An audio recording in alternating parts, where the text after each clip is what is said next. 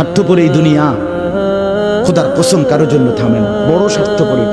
হ্যাঁ, যেদিন বাপের জানাজা পড়ে, যেদিন বাপের লাশ কবরে দাফন করে, সেদিনও বংশধর সন্তান ছেলে মেয়ে ঘন্টাখানিক 2-4 ঘন্টা কাইন্দা কাটটা হইলো, রাতের বেলা ঠিকই ভাত খায়।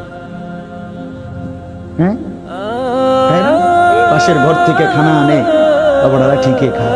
স্বার্থপর দুনিয়া থামে না রে ভাই, থামে না দুনিয়া। ওই জন্য আমাদের কারোর জন্য থামবে না। তুমি আমি মরে গেলে শেষ।